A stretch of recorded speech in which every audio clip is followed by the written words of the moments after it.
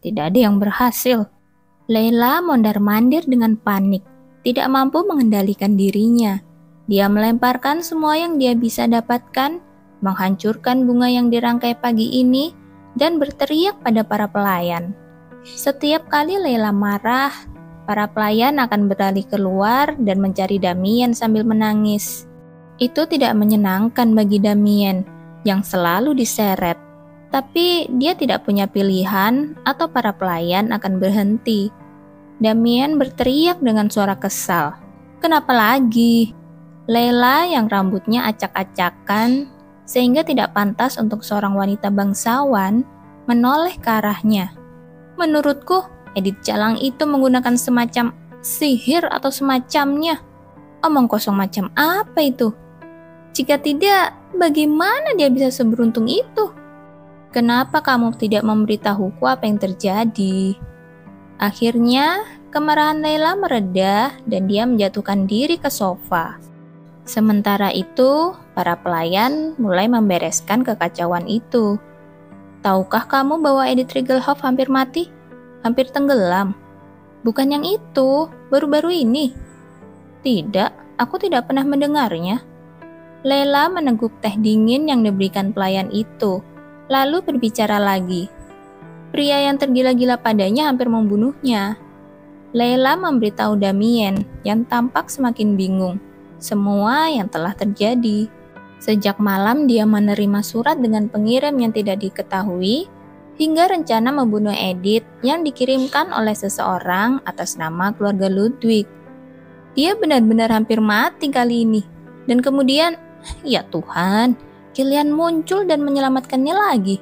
Bisakah kamu mempercayainya? Damien mengerutkan kening pada Leila, yang menggelengkan kepalanya tak percaya. Jadi maksudmu adalah kamu tidak tahu persis siapa yang mengirimmu surat itu? Apakah itu penting sekarang?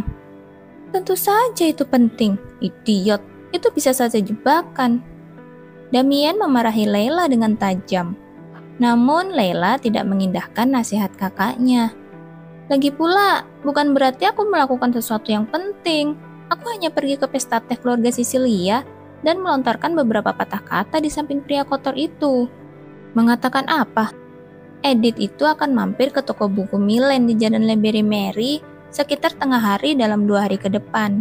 Damian merenungkan deskripsi Leila tentang situasinya, lalu bertanya lagi, apa yang terjadi dengan Fred Cecilia itu? Dia bunuh diri. Bunuh diri? Apakah ada kemungkinan ada yang terlibat di dalamnya? Awalnya aku juga berpikir begitu, tapi pria itu ternyata lebih gila dari yang kukira. Dia mengatakan bahwa jika dia bunuh diri, Edith akan mengingatnya selamanya. Damien menggelengkan kepalanya karena absurdnya cerita itu.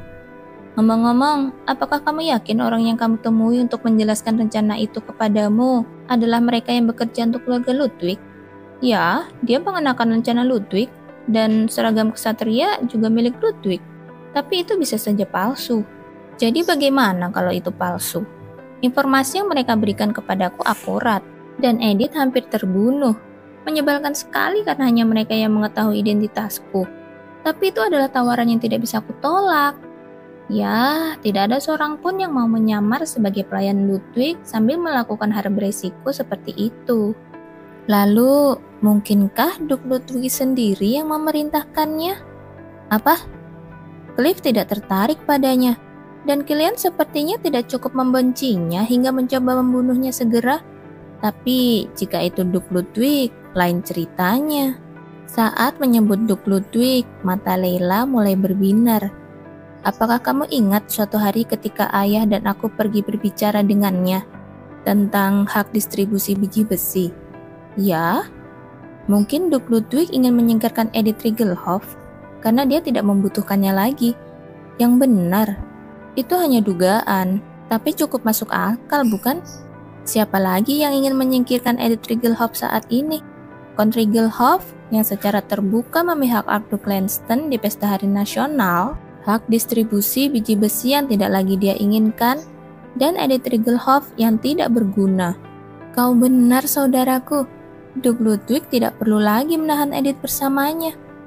Sebaliknya, Jika Kon Regelhoff ikut serta dalam pengkhianatan, dia akan mendapat masalah karena menjaga Edith di bawah perlindungannya. Jadi ini adalah hal yang sangat baik untukmu. Layla tampak senang sesaat, lalu menghentakkan kakinya karena frustasi.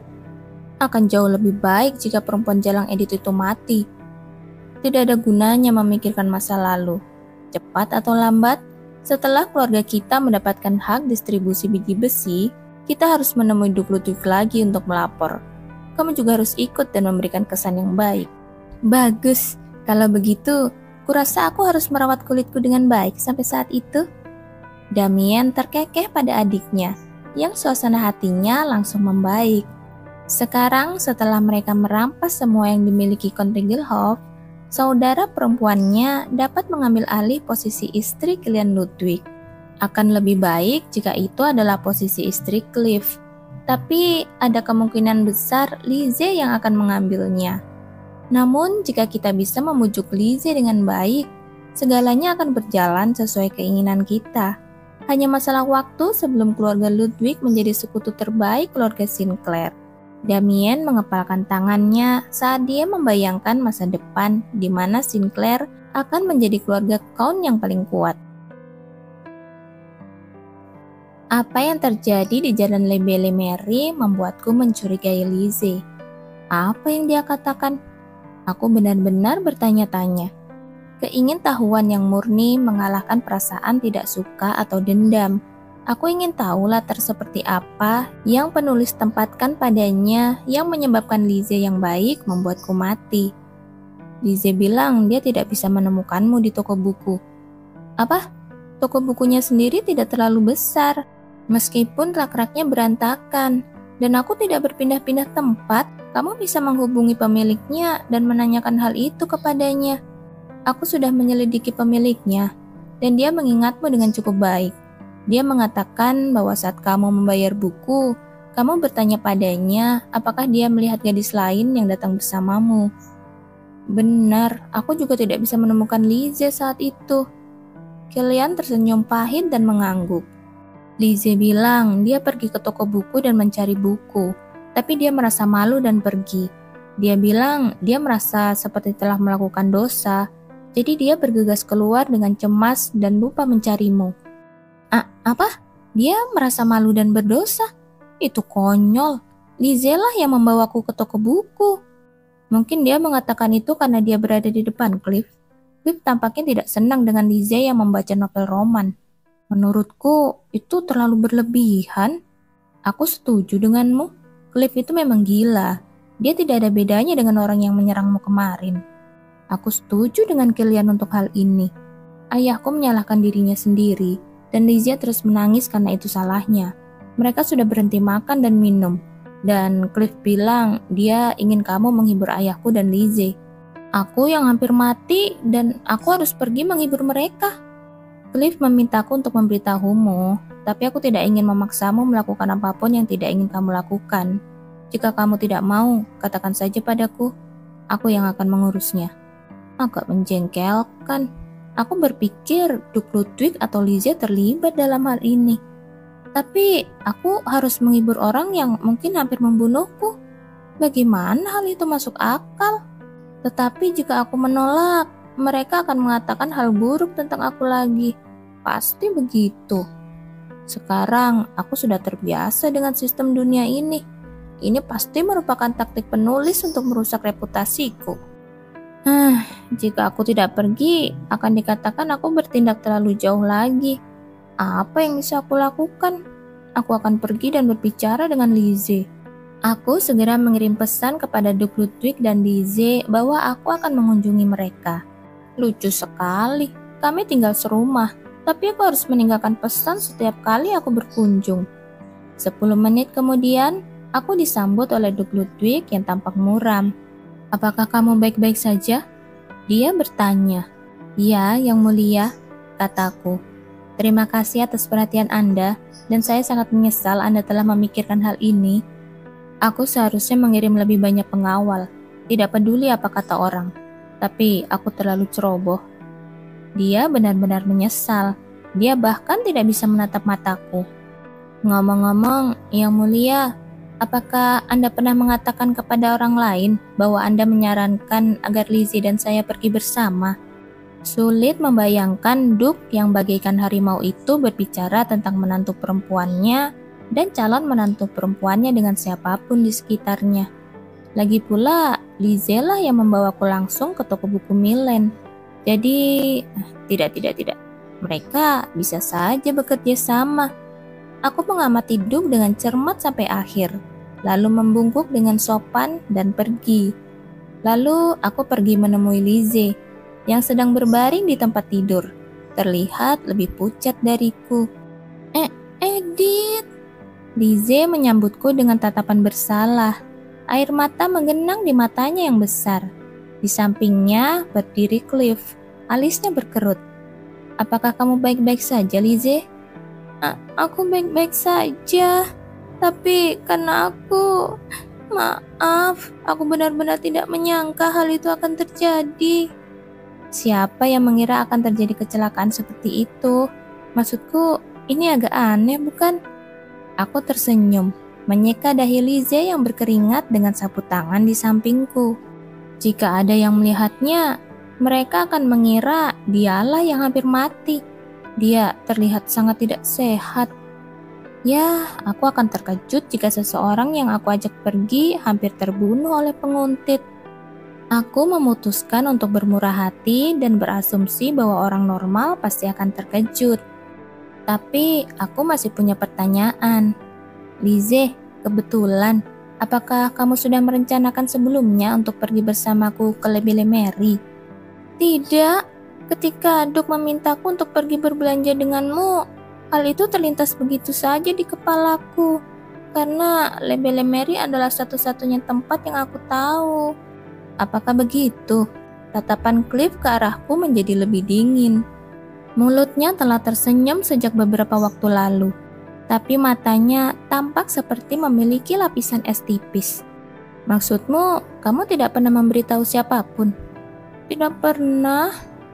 Baiklah, aku tidak terluka, dan orang yang melakukan ini padaku juga bunuh diri setelah dia mengamuk. Jadi, sekarang bersihkan dirimu dan bangunlah.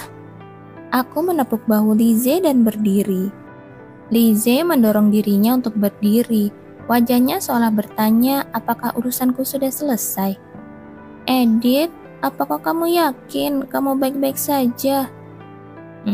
Rasa takut akan hampir mati tidak hilang dengan cepat. Tapi dengan kalian di sisiku, aku mencoba melewatinya. Maafkan aku. Lizzie, jangan menangis. Kamu tidak perlu merasa bersalah atas sesuatu yang tidak kamu lakukan dengan sengaja. Aku mengatakannya sambil bercanda. Tapi jika Lizzie adalah pelakunya, atau jika penulis yang menciptakan seluruh situasi ini sedang menonton, mereka akan mengerti maksud dibaliknya. Saat aku berdiri untuk pergi, Cliff memelototiku. Senyum sopannya hilang.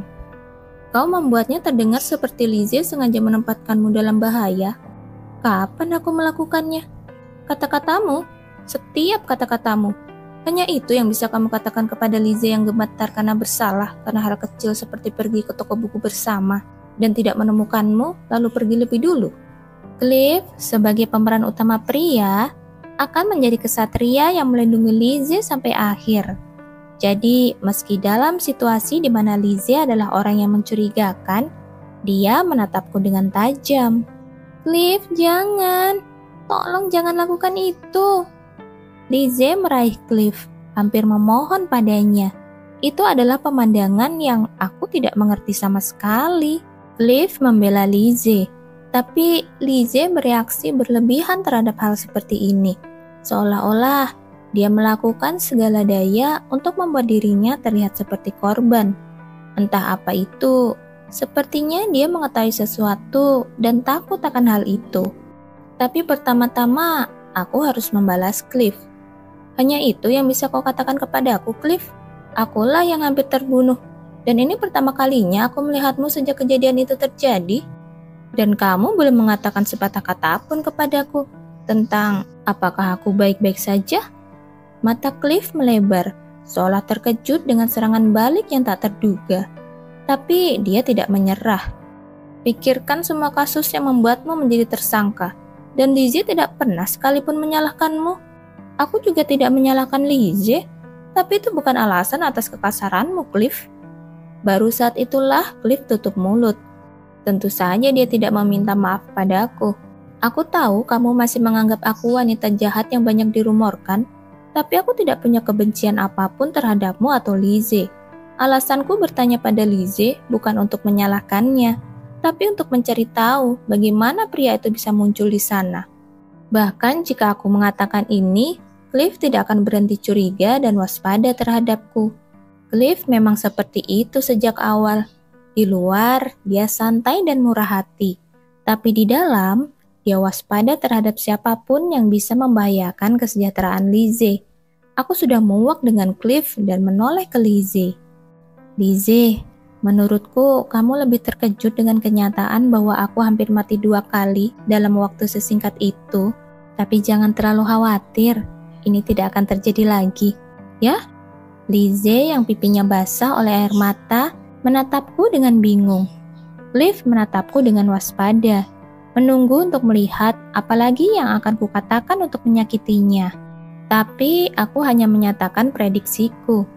Hanya saja rasanya tidak masuk akal jika hal ini sering terjadi. Aku tidak tahu seberapa besar kekuatan yang tersisa dari penulis untuk mengendalikan dunia ini. Jadi jangan terlalu khawatir tentang hal itu. Dan jaga dirimu baik-baik, Lizzie. Kamu membuat Cliff khawatir. Iya, terima kasih Edith. Terima kasih. Lizzie mengusap pipinya dan tersenyum lemah. Ya, kamu cantik saat tersenyum. Jadi tetaplah tersenyum seperti malaikat seperti itu. Dan tetaplah diam, kumohon.